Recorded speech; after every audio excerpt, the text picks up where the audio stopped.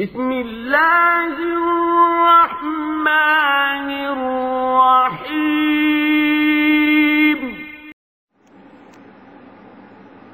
السلام عليكم ورحمة الله وبركاته। একদিনই ভাই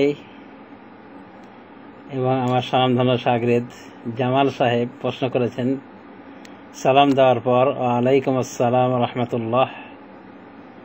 তার প্রশ্ন ছিল মোট তিনটি। যদি কোনো ব্যক্তি শুধুমাত্র জুমার নামাজ পড়ে আর অন্য কোনো নামাজ না পড়ে, তাহলে তার নেকি কি হবে? মানে সে নেকি পাবে কি পাবে না, কিরকম নেকি পাবে? এক নম্বর প্রশ্ন হলো এটা। আর এক নম্বর প্রশ্ন হলো, দ্বিতীয় নম্বর প্রশ্ন হলো যে ব্যক্তি এরকম নামাজ পড়ে, অর্থাৎ শুধু জুমা পড়ে আর কোনো নামাজ পড়ে না, যদি এই লোক মারা যায়, ওর কি জানাজা নামাজ পড়া লাগবে? ওর কি জানাজা পড়া যাবে? তৃতীয় প্রশ্ন, ওই ব্যক্তি সম্পর্কে যে টোটালেই নামাজ পড়ে না, না জুমা না অন্যান্য সালা, এক কথায় সে সালাতের ধারে কাছে নেই। যদি তাকে বলা হয় যে নামাজ পড়েন না কেন, নামাজ পড়েন, তখন সে বলে তোমারটা তুমি দেখো, আপনি যান, আপনি পড়েন। এরপরে বলেন যে অন্তর পরিষ্কার থাকলেই হবে। এ ব্যক্তি সম্পর্কে কি বিধান? তিনটি মাসআলায় সঠিক বিধান চাওয়া হয়েছে জনগণের উপকার হবে এতে, এই কারণে অনেকে উপকৃত হবে এই প্রশ্নের উত্তরে এবং অনেকে হেদায়েত পেতে পারে, এই উদ্দেশ্যে এই প্রশ্ন তিনটি করা। ওয়াল জাওয়াবু বিল্লাহি তাওফিক ওয়া হুয়া খায়রুল মুঈন। এই প্রশ্নের জবাব হলো, এক নম্বর প্রশ্ন, যে যদি কেউ শুধুমাত্র জুমার নামাজ পড়ে তাহলে তার নেকি হবে কি হবে না, মানে সে ওই সালাতের নেকি পাবে কি পাবে না। বিষয়টি বিতর্কিত, নেকি পাবে কি পাবে না আল্লাহ তাআলাই বেশি ভালো জানেন। তবে উলামায়ে দ্বীনের ফতোয়াটা আড়াইতে বোঝা যায় যে যারা এক ওয়াক্ত নামাজকে কাজা করলেও কাফের বলেছেন বেনামাজিকে, তাদের নিকটে ওর এই জমার কোনো মূল্য নেই, বা একটা দুইটা সালাতের কোনো মূল্য নাই তাদের নিকটে, যারা একটা নামাজ ছাড়ার কারণে কাফের গণ্য করেন। যেমন ইমাম আহমদ বিন হাম্বল রহমতুল্লাহ আলাইহি, তারই এটা অভিমত যে যদি কেউ সালাত পরিত্যাগ করে, এক ওয়াক্ত সালাত পরিত্যাগ করে, এমনকি ওর টাইম ওভার হয়ে গেল, তাহলে সে কাফের। এভাবে যদি সে সালাতকে ছেড়ে দেয়, যেমন জোহরের সালাতকে সে ছেড়ে দিল, জোহরের টাইম ওভার হয়ে পাস হয়ে গেল, আসরের টাইম ঢুকে গেল, বা জোহর আসর একটা যৌথ টাইম থাকে সেটাও পার হয়ে গেল, মানে যেমন আসরের টাইমে সে আসর নামাজ পড়লো না, এভাবে সে থাকলো, এমনকি মাগরিবের আজান হয়ে গেল, মাগরিবের আজান হয়ে যাওয়া মানে আসরের নামাজ শেষ। তো এভাবে যে টাইম পাস করে দিল এবং আসরের নামাজ পড়লো না, সে কাফের। এটা হলো ইমাম আহমদ বিন হাম্বল রহমতুল্লাহ আলাইহির অভিমত, যিনি চার ইমামের একজন বরেণ্য ইমাম, চার ইমামদের মাঝের একজন বরেণ্য ইমাম, তার এটা অভিমত। বর্তমানে সৌদি আরবের গ্র্যান্ড মুফতি আল্লামা ইবনে বাজ রহমতুল্লাহ আলাইহি, তিনিও এই অভিমত পছন্দ করে বলেছেন, এই অভিমতটিকেই পরিগ্রহণ করেছেন। তারও কথা যে এক ওয়াক্ত নামাজ যদি কেউ ছেড়ে দেয় তাহলে সে কাফের। তো যারা তাকে কাফের মনে করেন জুমার নামাজ ছেড়ে দেওয়ার কারণে, তারা শুধু জুমার নামাজ পড়লে তাদের নিকটে কোনো ফায়দা হবে না, ও কাফেরই থাকবে। আর কাফের নামাজ, রোজা, হজ, যাকাতে এর কোনো ফায়দা নাই, যেহেতু সে বেঈমান। পক্ষান্তরে অন্যান্য উলামায়ে দ্বীন যারা তাকে ফাসিক বলে গণ্য করেন, পাপাচারী মুসলিম বলে গণ্য করেন, অর্থাৎ পাপী তাপী বলেন বটে, কিন্তু তাকে মুসলিমদের সীমানে রেখে দিয়েছেন এই জুমার নামাজ পড়ার কারণে, তাদের নিকটে যেহেতু সে এই জুমার নামাজটা পড়ে একটা সৎ আমল করেছে, এবং জুমার নামাজ একটা স্বতন্ত্র ইবাদত, ওই সাপ্তাহিক ইবাদত, যদি সে পড়ে থাকে তার শর্ত, তার নিয়ম কানুন অনুযায়ী, তাহলে আশা করা যায় যে এই নামাজ গ্রহণ হবে। বিশেষ করে ওই সমস্ত উলামায়ে দ্বীন, তাদের নিকটে তার ইবাদতটি গ্রহণযোগ্য যারা তাকে কাফের মনে করেন না। আর মূল ইবাদত গ্রহণকারী তো আল্লাহ রাব্বুল আমিন। তো যদি সে এইভাবে জুমার নামাজ পড়ার কারণে কাফের ফতোয়া থেকে বেঁচে যায়, তাহলে তার এই নামাজ আশা করা যায় যে আল্লাহ রাব্বুল আমিন এই নামাজটা গ্রহণ করতে পারেন। ফামান ইয়ামাল মিসকালা যাররাতিন খায়রান ইয়ারাহ, আল্লাহ বলছেন যে ব্যক্তি যাররা পরিমাণ নেকির কাজ করবে সে দেখতে পাবে কাল কিয়ামত মাঠে।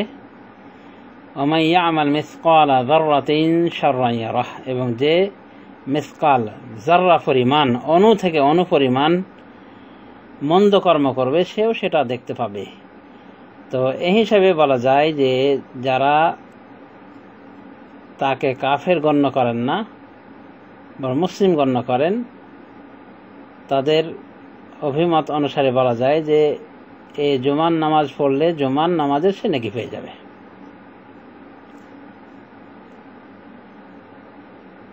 বাকি থাকলো আর একটা প্রশ্ন, আরো দুইটা প্রশ্ন। দ্বিতীয় প্রশ্ন ছিল যে ব্যক্তি এই অবস্থায় মারা যায় যে সে একটাই নামাজ পড়তো, শুধু জুমার নামাজ, আর কোনো নামাজ সে পড়তো না, এই ব্যক্তির নামাজ পড়া হবে কি হবে না? একই ইখতিলাফ এখানেও গড়াবে যে এক ওয়াক্ত নামাজ আদায়কারী, 5 ওয়াক্তের ভিতরে এক ওয়াক্ত নামাজ আদায়কারী বা শুধু জুমার নামাজ আদায়কারী একই মুসলিম নাকি নন মুসলিম। জমহুর উলামায়ে দ্বীন তাকে মুসলিম বলার দিকে গিয়েছেন, তবে অত্যন্ত পাপাচারী মুসলিম, এতে কোনো সন্দেহ নেই, ফাসিক পর্যায়ের মুসলিম। এই জমহুর উলামায়ে দ্বীনের ভিতরে রয়েছেন ইমাম শাফি, ইমাম মালিক, ইমাম আবু হানিফা রহমতুল্লাহ আলাইহিম আজমাইন, এবং আরো অন্যান্য উলামায়ে দ্বীন তাদের সাথে রয়েছেন। যে যদি এভাবে ছাড়া ধরা করে নামাজ পড়ে, অর্থাৎ 1 ওয়াক্ত নামাজ পড়লো, 4 ওয়াক্ত নামাজ ছাড়লো, বা 2 ওয়াক্ত পড়লো, 3 ওয়াক্ত ছাড়লো, এই ছাড়া ধরা নামাজ আদায়কারী এই ব্যক্তিকে তারা মুসলিম গণ্য করে থাকেন, তবে অত্যন্ত পাপাচারী মুসলিম।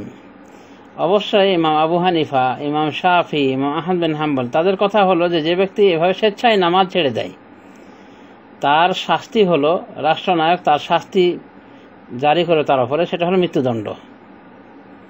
তার মৃত্যুদণ্ড কার্যকর করবে, এজন্য যে সে ইসলামের একটি গুরুত্বপূর্ণ ইবাদত, যা কলেমার পরে পরই বর্তায়, এরকম গুরুত্বপূর্ণ ইবাদতকে পরিত্যাগ করে দিয়েছে।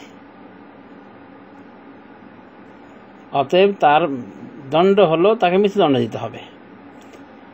এটাই অভিমত হলো ইমাম শাফির, ইমাম আহমদ বিন হাম্বল, ইমাম মালিক রহমতুল্লাহ আলাইহিমের।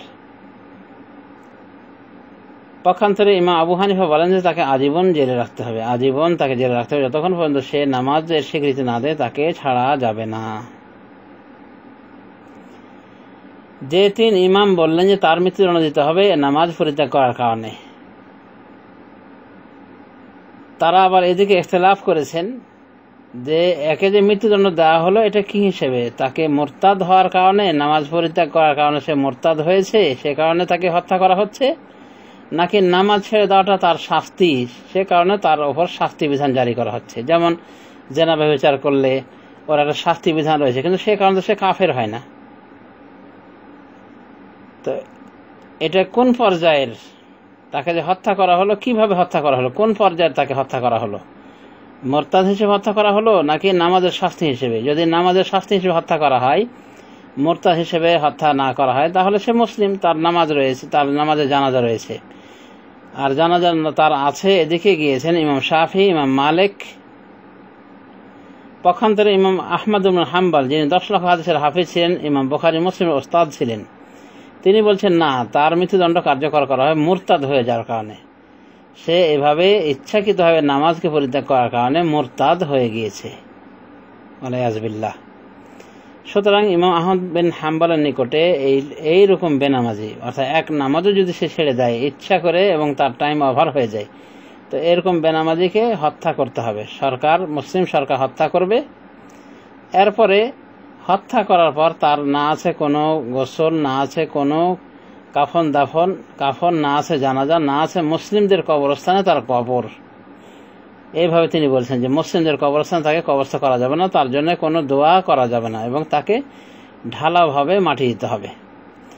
আর গায়ের মুসলিমদের কবরে বা আলাদা পৃথক স্থানে তাকে মাটি দিতে হবে, জানাজা ছাড়াই। এই দিকে গিয়েছেন বড় পীর হিসেবে খ্যাত আব্দুল কাদের জিলানী রহমতুল্লাহ আলাইহি। তাহলে আমরা বুঝতে পারলাম বেনামাজির যে ব্যক্তি শুধু জুমার নামাজ পড়ে তার জানাজা নামাজ হবে কি হবে না আমরা বুঝতে পারলাম যে জমহুর উলামায়ে দ্বীন এই ব্যক্তির নামাজ পড়ার দিকে গিয়েছেন। আর কিছু লোক এই ব্যক্তিকে কাফের গণ্য করার কারণে তার নামাজ পড়ার পক্ষে নন। এই জাতীয় ইমাম কারা আশা করি বুঝতে পেরেছেন। এই হলো দ্বিতীয় প্রশ্নের বিষয়ে আলোকপাত, যে ব্যক্তি শুধু জুমা পড়ে তার নামাজ পড়া যাবে কিন্তু তার জানাজা নামাজ পড়া যাবে কি যাবে না। আমরা বলতে পারি যে এক প্রকার ফাসিক ব্যক্তি এবং কঠিন পাপাচারী নামাজ পরিত্যাগ করার কারণে অবশ্যই সে গর্হিত কাজে লিপ্ত ছিল এবং তার অবস্থা আশঙ্কাজনক, তবে ইনশাল্লাহ সে এক প্রকার পাপী তাবি মুসলিমদের কাতারভুক্ত যেহেতু, অতএব তার জানাজা নামাজ পড়া যাবে, পড়া উচিত। যদিও পরহেজগার মুত্তাকি বা আল্লাহ ভীরু বা উঁচু র্যাঙ্কের উলামায়ে দ্বীন নামাজ পড়াতে বিরত থাকবে শুধুমাত্র তাকে শিক্ষা দেওয়ার জন্য, যাতে করে অন্যান্য বেনামাজিরা সতর্ক সাবধান থাকে যে তাদেরও এই অবস্থা হবে। এই কারণে নামাজ পড়া থেকে বিরত থাকতে পারে, তবে জানাজা নামাজ হবে, জানাজা নামাজ পড়তে হবে। একজন ব্যক্তি আত্মহত্যা করলে রাসূল সাল্লাল্লাহু আলাইহি ওয়াসাল্লামের জামানায় লৌহ ফলক দিয়ে আত্মহত্যা করলে রাসূলুল্লাহ সাল্লাল্লাহু আলাইহি ওয়াসাল্লাম তার জানাজা নামাজ পড়েননি, তবে তিনি বলেছিলেন সল্লু আলা সাহিবিকুম, তোমরা তোমাদের সাথীদের জানাজা নামাজ পড়ে নাও। নাসাঈ শরীফ হাদিসে রয়েছে 20 পানে হত্যাকারী ব্যক্তির সম্পর্কে বলেছিলেন, অর্থাৎ আত্মহত্যাকারী ব্যক্তির সম্পর্কে বলেছিলেন, যে ব্যক্তি আত্মহত্যা করে মারা গিয়েছিল তার সময় বলেছেন আম্মা আনা ফালা উসাল্লি আলাইহি, আমি আমার কথা বলছি যে আমি তার জানাজা নামাজ পড়ব না। তো এখান থেকে বোঝা যায় যে যারা উচ্চ র্যাঙ্কের ভালো প্রভাবশালী আলেম ওলামা তারা শিক্ষামূলকভাবে সালাত আদায় করা থেকে বিরত থাকবে এই জাতীয় পাপিতাফির উপর, এই জাতীয় বেনামাজির বা সাময়িক নামাজির উপর জানাজা পড়া থেকে বিরত থাকবে শিক্ষামূলক, যাতে করে অন্যান্য বেনামাজিরা বা এভাবে সাময়িক নামাজিরা শিক্ষা গ্রহণ করে। তবে নামাজ জানাজা পরিত্যাগ করা উচিত নয়। আর এক প্রকার বেনামাজের কথা বলা হয়েছে যে টোটালেই নামাজ পড়ে না, কোনো নামাজে নেই। আর নামাজের কথা বললে ও বলে যে তুমি তোমার নামাজ পড়ো, আমি আমারটা দেখব। আরো বলে যে দিল পরিষ্কার থাকলেই হয়, দিল পরিষ্কার থাকলেই হবে। তো এই জাতীয় লোক হলো সব থেকে আশঙ্কাজনক অবস্থার ব্যক্তি। এই জাতীয় লোককে অনেকে কাফের গণ্য করেছে। যে ব্যক্তি আল্লাহর রাস্তায় কোনো সেজদা দেয় না, নামাজ পড়ে না, টোটালি কোনো নামাজ নাই, এই ব্যক্তির মুসলিম থাকার কোনো সুযোগ নাই। এদিকে গিয়েছেন অনেক অনেক উলামায়ে দ্বীন। সুতরাং এই ব্যক্তির অবস্থা আশঙ্কাজনক এবং এই ব্যক্তির জানাজা পরিত্যাগ করলে কোনো সমস্যা নাই, কারণ এই ব্যক্তি এক প্রকার কাফের বিল্লাহিল আযীম, এক প্রকার কুফরিতে লিপ্ত, যে ব্যক্তি টোটালি নামাজ পড়ে না। তো এর অবস্থা অত্যন্ত আশঙ্কাজনক। এর ক্ষেত্রে যদি সালাত পরিত্যাগ করা হয় তাহলে সালাত জানাজা পরিত্যাগ করলে এটা মোটেও আপত্তিকর কিছু নয়, কারণ সে নিজে এভাবে বেনামাজি থেকে খাঁটি বেনামাজি হয়ে প্রমাণ করে দিয়েছে সে এক প্রকার বেঈমান ছিল। অতএব এই লোকের জানাজা যদি না পড়া হয় তাতে কোনো সমস্যা হবে না, কারণ যে আল্লাহর রাস্তায় কোনোদিন সেজদা দিল না, তার মুসলিম থাকার অবকাশ নেই। অনেক উলামায়ে দ্বীন তাকে কাফের বলা দিয়ে গিয়েছেন।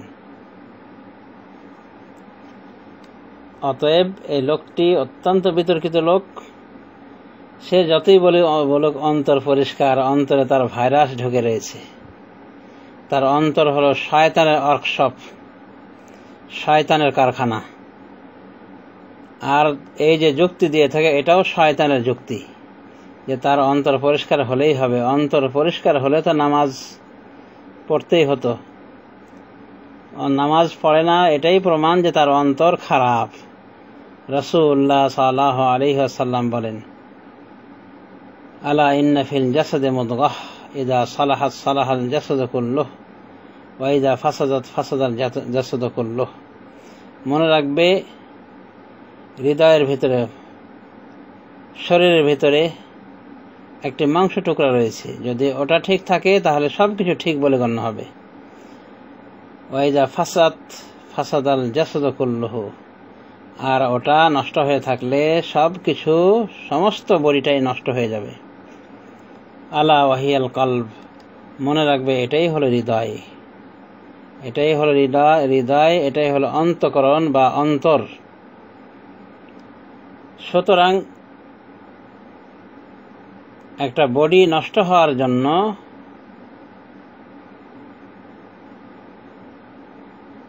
দায়ী হলো এই হৃদয়। হৃদয় খারাপ হয়ে গেলে বডি খারাপ হয়ে যায়, বডি কাজ করবে না। বডিটা ইঞ্জিনের মতো। ইঞ্জিন যেমন খারাপ হলে গাড়ি চলে না, ঠিক হৃদয় খারাপ হলে বডি সঠিকভাবে পরিচিত হয় না, আল্লাহর দিনে পরিচিত হয় না বডি।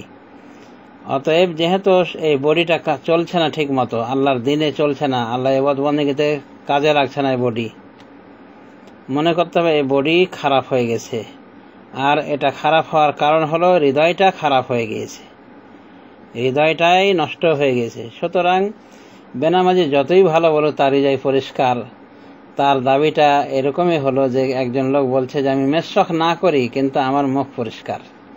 তো মেশক না করেও যেমন মুখ পরিষ্কার থাকে না, বরং মুখ দিয়ে দুর্গন্ধ ছড়ায়, ঠিক একজন বেনামাজি যতই বলুক নামাজ না পড়ো তার দিলটা পরিষ্কার, তার দিলটা পরিষ্কার থাকা সম্ভব নয়। বরং এটাই বড় দলিল যে সে বেনামাজি, তার হৃদয়টা শয়তানের ঘরে পরিণত হয়েছে। এবং একজন বেনামাজি থেকে যে কোনো ব্যক্তি ভালো, বলা যেতে পারে একজন বেনামাজি থেকে একজন বেশ্যা নামাজি, একজন খুনি নামাজি, একজন ডাকাত নামাজি, এরা সকলে তার থেকে উত্তম।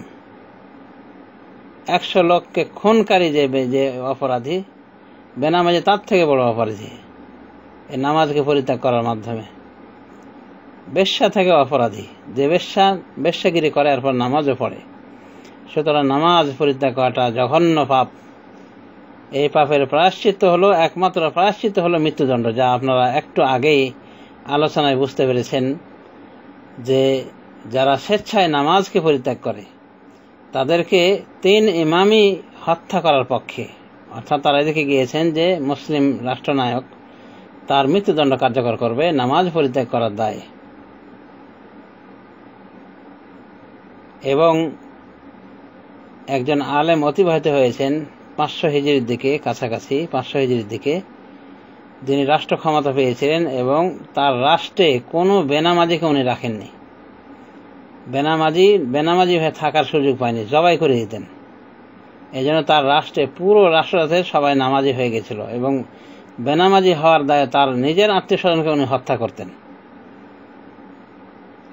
তো এটাই হলো প্রকৃত ফতোয়া যে যারা নামাজকে ইচ্ছাকৃতভাবে পরিত্যাগ করে তাদের শাস্তি হলো মৃত্যুদণ্ড। আর আবু হানিফার মতে আজীবন জেল দেওয়া, যতক্ষণ পর্যন্ত তওবা না করবে। অর্থাৎ তওবা না করলে মৃত্যুদণ্ডের হাত থেকে রেহাই পাবে না। এই কথায় 3 ইমাম বলেছেন, ইমাম আহমদ বিন হাম্বল, ইমাম মালিক, ইমাম শাফিঈ। আর আবু হানিফা বলেন যে জেল থেকে, আজীবন জেল থেকে সে রেহাই পাবে না যতক্ষণ পর্যন্ত তওবা করে নামাজ সে শুরু না করে।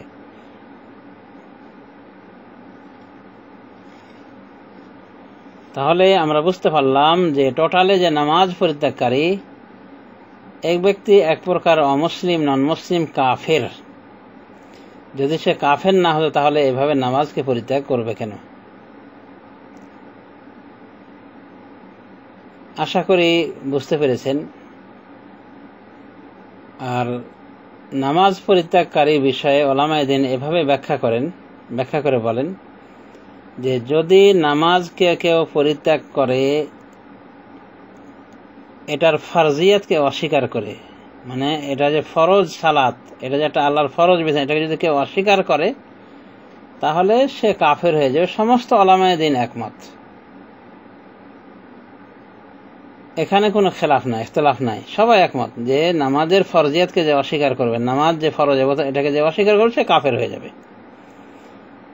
বা নামাজ সহ যে কোনো বিষয়কে নিয়ে ঠাট্টা যে করবে সে কাফের পরিণত হয়ে যাবে। বাকি থাকলো ওই ব্যক্তি সম্পর্কে যে নামাজকে অস্বীকার করেনি বটে, নামাজকে নিয়ে ঠাট্টাও করে না, নামাজকে স্বীকার যায়, মানে যে নামাজটা কলমার পর একটি গুরুত্বপূর্ণ ইবাদত, কিন্তু অলসতা করে নামাজ পড়ে না। এই ব্যক্তির ক্ষেত্রে এই বিভিন্ন ফতোয়ার কথা আপনারা বুঝতে পেরেছেন এবং এই তিনটি মাসআলায় তাদের বিষয়ে আলোচনা করা হলো। তো টোটালি যে নামাজকে পরিত্যাগ করে তাকে অনেক অনেক ওলামায়ে দ্বীন কাফের বলার দিকে গিয়েছেন। কারণ যদি তার ভিতরে ঈমান থাকতো তাহলে সে নামাজ পড়তো, অন্তত ছাড়া ধরা করে হলেও সে নামাজ পড়ে মুসলিমদের কাতারভুক্ত নিজেকে করত। পরিশেষে বলবো যে নামাজ যতক্ষণ পর্যন্ত ভালো করে না পড়া হবে এ নামাজ দিয়ে ফায়দা অর্জন করা মুশকিল রয়েছে। কারণ আল্লাহ রাব্বুল আলামিন এক শ্রেণীর নামাজি সম্পর্কে বলেছেন সূরা আল মাউনের ভিতরে কি বলছেন? ফাওয়াইলুল লিল মুসাল্লিন আল্লাযীনা হুম আন সালাতিহিম সাহুন। ওই সমস্ত মুসল্লিদের জন্য দুর্ভোগ, ওয়াইল, যারা তাদের সালাতের ভিতরে গাফেল থাকে, যারা তাদের সালাতে উদাসীন থাকে। উদাসীনের ব্যাখ্যায় বলা হয়েছে যে এইভাবে নামাজকে টাইম অটাইম করে পড়ে। কেউ কেউ নামাজকে পরিত্যাগ করাও নিয়েছেন এর ভিতরে। অবশ্য অন্যান্য ওলামায়ে দ্বীন উদাসীনতার পর্যায়ে এটাকে নিয়েছেন যে নামাজ ছাড়ে না কিন্তু নামাজকে ঢিলামি করে পড়ে, টাইমকে অটাইম করে পড়ে, টাইমের প্রতি খেয়াল রাখে না, তার রুকন আরকান ওয়াজিবাত ইত্যাদির প্রতি খেয়াল রাখে না, কোন রকম গড়িমসি করে আদায় করে, ছাড়া ধরা করে বা টাইমকে অটাইম করে আদায় করে। তো এই জাতীয় মুসল্লিদের জন্য আল্লাহ রাব্বুল আমিন সূরা মাউনের ভিতরে দুঃসংবাদ শুনিয়েছেন। কি বলছেন? ফাওয়াইলুল লিল মুসাল্লিন, ওই সমস্ত মুসল্লিদের জন্য ওয়াইল যারা নিজেদের নামাজে গাফেল থাকে, যারা নিজেদের নামাজ থেকে গাফেল থাকে, উদাসীন থাকে।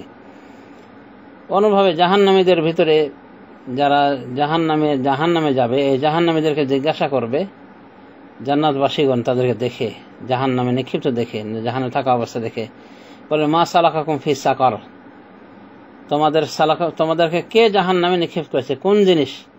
তখন তারা যে অপরাধগুলিকে গণনা করবে তাদের এই জাহান্নামে আসার পিছনে, এই অপরাধগুলির শীর্ষে উল্লেখ করবে তারা এই বলে যে লাম নাকুম মিনাল মুসাল্লিন, আমরা নামাজিদের অন্তর্ভুক্ত ছিলাম না। সুতরাং নামাজ না পড়া এটা ভয়াবহ অপরাধ আমরা বুঝতে পেরেছি।